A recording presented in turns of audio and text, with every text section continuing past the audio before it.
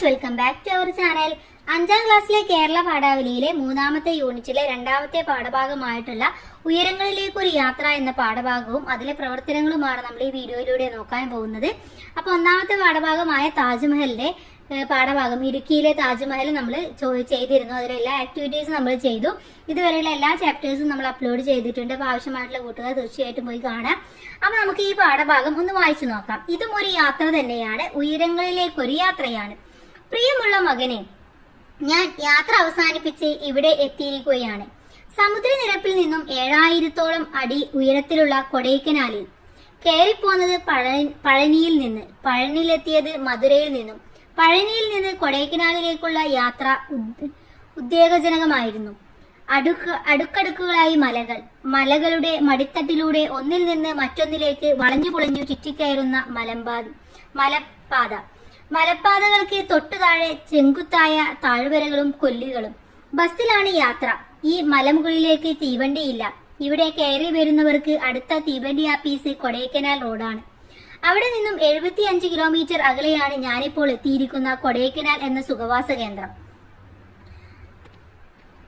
Bus ചുരം കയറി തുടങ്ങി. ഇരുഭാഗത്തും വളരുന്ന കാപ്പിച്ചെടികളും യൂക്കാലിപ്സ് മരങ്ങളും, അവക്കിടയിലൂടെ സ്ഫടികജലം ഒലിച്ചു താഴുന്ന നീർച്ചാലുകൾ, താഴെ മടക്കുമലകളുടെ വിള്ളലുകളിലൂടെ കാണുന്ന ഹരിതാപമായ നെൽപ്പാടങ്ങൾ, പാടങ്ങൾക്കിടയിൽ പാവകൾ പാർക്കുന്ന കൂരകൾ, വിദൂര വീക്ഷണത്തിൽ കൂരിയാറ്റക്കൂടുകൾ പോലെ അല്ലെങ്കിൽ ചിതൽ പുറ്റുകൾ പോലെ. ആ വീടിനെയാണ് ഇവിടെ പറയുന്നത് എന്ത്, കൂരിയാറ്റക്കൂടുകൾ, അത്രയും ചെറിയ കൂടുകൾ എന്നുള്ള, അല്ലെ ചെറിയ വീടുകൾ എന്ന അർത്ഥത്തിലാണ്. ഇഴഞ്ഞിഴഞ്ഞ് ഉയരം കയറുന്ന ബസ്സിലിരുന്നു കൊണ്ട് വെളിയിലേക്ക് നോക്കിയപ്പോൾ ഞാൻ ഈ ഭൂമിയിൽ നിന്നും അകലുകയാണെന്ന് തോന്നി. ആകാശത്തേക്ക് ഉയരുകയാണെന്നും, ഒരു വിമാനയാത്ര കണക്കെ. ബസ്സിൽ കണ്ണാടി പലകയുള്ള ജനലരികിയാണ് ഞാനിരിക്കുന്നത്. അതുകൊണ്ട് റോഡരികും താഴ്വരകളും കൊല്ലികളും അനായാസമായി കാണാം. തുടക്കത്തിൽ സുന്ദരം എന്ന് തോന്നിയെങ്കിലും ഡ്രൈവറുടെ ശ്രദ്ധ നൂലിട പിഴച്ചാൽ പൊടി പോലും അവശേഷിക്കാതെ അഗാധതയിൽ വീണ് ചാവേണ്ടി വരുമല്ലോ എന്നോർത്തപ്പോൾ മനസ്സ് കിടുകിടുത്തു. ഭയം എന്നെ നിശ്ലേഷം കീഴടക്കി. യാത്രക്കാരിൽ പലരും നേരം പോക്ക് പറയുകയും കുടുംബകാര്യം ചർച്ച ചെയ്യുകയുമാണ്. മലമുകളിലെ തോട്ടങ്ങളിൽ നിത്യവേലയ്ക്ക് പോകുന്ന കൂലിക്കാരാണ്. അവർ വാതോരാതെ സംസാരിക്കുകയും മുറുക്കിച്ചുവപ്പിച്ച തൊണ്ണുകൾ കാട്ടി കുളിരെ ചിരിക്കുകയും ചെയ്യുന്നു.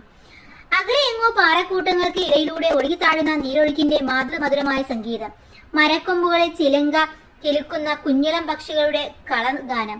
ഇത് രണ്ടും മാത്രമാണ് ബസ്സിലെ ഇരമ്പലിനോടൊപ്പം ഉരസി ഒഴുകുന്ന വേറെ ശബ്ദങ്ങൾ. നേരം കഴിയുന്തോറും ചുരങ്ങളിലെ മഞ്ഞ് വീണു തുടങ്ങി. തണുപ്പിന് കനം വെച്ചു. പാടത്തെ നെല്ലോലകളിലും തൊടികളിലും ധനുമാസത്തിൽ പുകയൂതി എത്തുന്ന മൂടലാണല്ലോ മഞ്ഞിനെ കുറിച്ചുള്ള നിന്റെ സങ്കല്പം. എന്നാൽ ഇവിടെ അതല്ല. തൂവെള്ള നിറമൂലുന്ന പഞ്ഞിക്കെട്ടുകൾ അരയന്ന പക്ഷികളെ പോലെ ചിറകു വെച്ചടുക്കുന്നു. കയ്യെത്താവുന്ന അകലത്തിൽ പൊതിഞ്ഞു നിന്നുകൊണ്ട് ചുറ്റിപ്പറക്കുന്നു. മുന്നിൽ, പിന്നിൽ, മീതെ, കീഴെ, ബസ്സിനു ചുറ്റും മഞ്ഞിന്റെ മേഘപടലം പൊതിഞ്ഞു മൂടിയപ്പോൾ കയമില്ലാത്ത പാൽക്കടലിലൂടെ ബസ് ഒഴുകുകയാണെന്ന പ്രതീതി ഉളവാക്കി ഏതോ സ്വപ്നലോകത്തിലൂടെ സഞ്ചരിക്കുകയാണെന്നും തോന്നി. ഈ ചിത്രം നോക്കൂ. ഇത് കാണുമ്പോൾ തന്നെ നമുക്കൊരു സ്വപ്നലോകത്തിലേക്ക് പോകുന്ന പോലെയുണ്ട്, അല്ലേ കൂട്ടുകാരെ? മുന്നിലെ വിളക്ക് തെളിയിച്ചുകൊണ്ടാണ് ബസ് നീങ്ങുന്നത്. ഒരു കൊച്ചു വീടിന്റെ മുറ്റത്തോളം മാത്രമേ മുന്നേ ദൃശ്യമാകുന്നുള്ളൂ. മഞ്ഞിന്റെ കണ്ണാടിപ്പലക മുഖം മറച്ചു നിൽക്കുന്നു. കണ്ണാടിപ്പലകയുടെ കൂട്ടിനകത്ത് ബസിന്റെ ഇരമ്പൽ കൂറ്റൻ കരിവണ്ടിന്റെ മൂളക്കം പോലെ ചെകിടപ്പിക്കുന്നു. തണുപ്പാണെങ്കിൽ അസഹ്യം. ഒട്ടിപ്പിടിച്ച കൂറ്റൻ അട്ടകളെ പോലെ ശൈത്യം. തണുപ്പാണെങ്കിൽ അസഹ്യം. ശൈത്യം കഴിച്ചു കയറുന്നു. ബസ് കൊടൈക്കനാൽ എത്തി. അപ്പോഴേക്ക് പകൽ രാത്രിക്ക് വേണ്ടി അരങ്ങൊഴിഞ്ഞു കൊടുത്തിരുന്നു. കഥയിറങ്ങുന്ന വഴിയിലൂടെ എന്ന് കെ തയ്യാട്ടിന്റെ ഒരു കഥയാണ് ഇവിടെ. ഒരു കഥയല്ല, ഒരു കത്ത്, അല്ലെ? ഒരു കത്താണ് ഇവിടെ തന്നിട്ടുള്ളത്. അപ്പോ അച്ഛൻ മകൻ എഴുതുന്ന ഒരു കത്താണ്, അല്ലെ? കൊടൈക്കനാലിൽ പോകുമ്പോൾ കാണുന്ന കാഴ്ചകളെ കുറിച്ചിട്ടൊക്കെയാണ് ഇവിടെ പറയുന്നത്. എന്തൊക്കെ കാഴ്ചകളാണ് കാണുന്നത്, അവിടെ എന്തോരം ഭംഗിയുള്ളതാണ് ആ കാഴ്ചയിലൂടെ പോകുന്ന ഓരോ നിമിഷവും കവി എന്തൊക്കെയാണ് ചിന്തിച്ചു കൂട്ടുന്നത്, എന്തൊക്കെയാണ് ഈ ഒരു കഥയിലൂടെ, ഈ ഒരു കത്തിലൂടെ എഴുതുന്നത്. ഇനി ഇതിലെ പ്രവർത്തനങ്ങൾ നോക്കാം. പദം അറിഞ്ഞു എന്നതാണ് ഒന്നാമത്തേത്. പാഠഭാഗം വായിച്ച് പുതിയ പദങ്ങൾ കണ്ടെത്തൂ. നിഘണ്ടു നോക്കി അർത്ഥം മനസ്സിലാക്കി കുറിക്കുമല്ലോ. അപ്പൊ നമുക്ക് കുറച്ച് പുതിയ പദങ്ങൾ നോക്കാം. ഓക്കെ. ചെങ്കുത്തായ. ചെങ്കുത്തായ എന്ന് പറഞ്ഞാൽ കുത്തനെയുള്ളതിനെയാണ് നമ്മൾ ചെങ്കുത്തായ എന്ന് പറയാം. കൊല്ലി. കൊല്ലി എന്ന് പറഞ്ഞാൽ മലയിടുക്ക്. ഹരിതാപം, പച്ചപ്പിന്റെ ഭംഗിയുള്ള. അനായാസം, ആയാസം കൂടാതെ. നൂലിട, നൂല് കടക്കാനുള്ള വിടവ്. നിശേഷം, ബാക്കി വെക്കാതെ. നിത്യവേല, നിത്യവും ചെയ്യുന്ന ജോലി. പ്രതീതി, തോന്നല്. പടലം എന്ന് പറഞ്ഞാൽ കൂട്ടം. ഓക്കെ, ഇതൊക്കെ പുതിയ പദങ്ങളാണ്. ഇനി കൂട്ടുകാർക്ക് ഏതെങ്കിലും പുതിയ പദങ്ങൾ ഉണ്ടെങ്കിൽ അതും കൂടെ എഴുതി ചേർക്കാം. അടുത്തത് വാക്കിൽ തെളിയും ചിത്രങ്ങൾ. മലയാളത്തിന്റെ പ്രശസ്ത സഞ്ചാര സാഹിത്യകാരൻ SK പൊറ്റക്കാട് നൈൽ നദിയിലൂടെ സഞ്ചരിക്കുമ്പോൾ കണ്ട ചില കാഴ്ചകളെ ഇങ്ങനെയാണ് ആവിഷ്കരിച്ചത്. തടികളൊക്കെ വെച്ചതുപോലെ തടിയൻ മുതലകൾ, കാറ്റു നിറച്ച തോൾ സഞ്ചികൾ പോലെ ഹിപ്പോകൾ. ഈ പാഠഭാഗത്തിലും ഇത്തരം വാക്യങ്ങളുണ്ട്. അവ കണ്ടെത്തി എഴുതാനാണ് പറയുന്നത്. ഉദാഹരണം, കൂരിയാറ്റ കൂടുകൾ പോലെ കൂരകൾ എന്ന് പറയുന്നത്. ഇനി നമുക്ക് എന്തൊക്കെയാണുള്ളത്? ഒട്ടിപ്പിടിച്ച കൂറ്റൻ അട്ടകളെ പോലെ ശൈത്യം കടിച്ചു കീറുന്നു. തൂവെള്ള നിറമൂലുന്ന പഞ്ഞിക്കെട്ടുകൾ അരയന്ന പക്ഷികളെ പോലെ ചിറക് വെച്ചെടുക്കുന്നു. ബസിന്റെ ഇരുമ്പൽ കൂറ്റൽ കരിവണ്ടിന്റെ മൂളക്കം പോലെ ചെകിരടുപ്പിക്കുന്നു. ഇതൊക്കെ ഇത്തരത്തിലുള്ള പ്രയോഗങ്ങളാണ്. ഇനി അടുത്തത് കത്തെഴുതാം എന്നതാണ്. സ്കൂൾ ലൈബ്രറിയിൽ നിന്നോ അടുത്ത വായനശാലയിൽ നിന്നോ യാത്രാ വിവരണങ്ങൾ എടുത്ത് വായിക്കുക. അവയിൽ നിങ്ങൾക്ക് ഇഷ്ടപ്പെട്ട ഒരു യാത്രാ വിവരണത്തെ പരിചയപ്പെടുത്തിക്കൊണ്ട് സുഹൃത്തിന് ഒരു കത്തെഴുതാനാണ് പറഞ്ഞിട്ടുള്ളത്. അപ്പോൾ കത്തെഴുതുമ്പോൾ നിങ്ങൾ ശ്രദ്ധിക്കുക, ഒരു ബോക്സിന്റെ ഉള്ളിലാക്കുക. അതുപോലെ തന്നെ എന്ത് വേണം, വലതുവശത്ത് തീയതിയും ഡേറ്റും ഉണ്ടായിരിക്കണം. അത് നിങ്ങൾ ശ്രദ്ധിക്കുക. എന്താണ് എഴുതേണ്ടതെന്ന് പറഞ്ഞു തരാം. പ്രിയപ്പെട്ട അമ്മുവിന്, നിനക്ക് സുഖമാണോ? ഓണമൊക്കെ എങ്ങനെയുണ്ടായിരുന്നു? SK പൊറ്റക്കാടിന്റെ നൈൽ ഡയറി വായിച്ചു തീർത്ത അനുഭവം നീയുമായി പങ്കുവയ്ക്കാനാണ് ഞാൻ ഈ കത്തെഴുതുന്നത്. നൈൽ നദിയുടെ തീരത്തേക്ക് കൊണ്ടെത്തിച്ച ഒരു അനുഭവമായിരുന്നു അത് വായിച്ചു കഴിഞ്ഞപ്പോൾ എനിക്കുണ്ടായത്.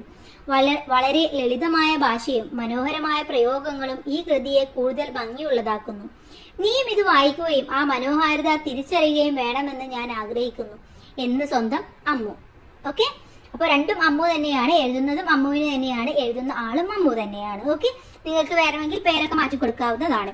ഇനി അടുത്തത് ഒരുമിച്ച് പാടാം. തീവണ്ടി പാട്ടാണ്. കുതിച്ചു പായും തീവണ്ടി, കിതച്ചു നിന്നൊരു കൊടി കണ്ട്, പിടിച്ചു കയറി ഞാനും പല പല മുറികളിൽ ഒന്നിൽ രസമുണ്ട്. ഇടക്ക് ചൂളം വിളിയുണ്ട്, പിടച്ചിലുള്ളിൽ വരതുണ്ട്, വലിച്ചു മിണ്ടണ വണ്ടിക്കാരനെ കാണാനുള്ളിൽ കൊതിയുണ്ട്. ഒരു കൂട്ടുകാരന്റെ ആദ്യ തീവണ്ടി യാത്രയെ കുറിച്ചാണ് ഈ പാട്ട്. നിങ്ങൾ നടത്തിയ തീവണ്ടി, ബസ്, വിമാനയാത്രകളിൽ ജലയാത്രയുമാവാം. കണ്ട കാഴ്ചകൾ ചിത്രമായോ കവിതയായോ അല്ലെങ്കിൽ വർണ്ണനയായോ ആവിഷ്കരിക്കാനാണ് പറയുന്നത്. അപ്പൊ നിങ്ങൾ ഒരുപാട് യാത്രകൾ ചെയ്തിട്ടുണ്ടാവും. തീവണ്ടിയിൽ പോയിട്ടുണ്ടാവും, ബസ്സിൽ പോയിട്ടുണ്ടാവും, വിമാനങ്ങളിൽ പോയിട്ടുണ്ടാവും, അല്ലെങ്കിൽ കപ്പലിൽ പോയിട്ടുണ്ടാവും, അല്ലെങ്കിൽ ബോട്ടിൽ പോയിട്ടുണ്ടാവും, തോണിയിൽ പോയിട്ടുണ്ടാവും. അപ്പൊ ഏതെങ്കിലും ഒരു യാത്രയെ കുറിച്ചൊരു കവിതയായിട്ടോ അല്ലെങ്കിൽ ചിത്രമായിട്ടോ അല്ലെങ്കിൽ കഥയായിട്ടോ എന്ത് വേണമെങ്കിലും നിങ്ങൾക്ക് എഴുതി തയ്യാറാക്കാവുന്നതാണ്. ഓക്കെ, അപ്പൊ ഇത്രയുമാണ് നമ്മുടെ ഈ ഒരു പാഠഭാഗം എന്ന് പറയുന്നത്. ഇനി അടുത്തത് ഉണ്ണിയുടെ വിമാനയാത്രയാണ്. നമുക്ക് അടുത്ത വീഡിയോയിൽ ഡിസ്കസ് ചെയ്യാം. അപ്പൊ എല്ലാ കൂട്ടുകാർക്കും നന്ദി. Thanks for watching.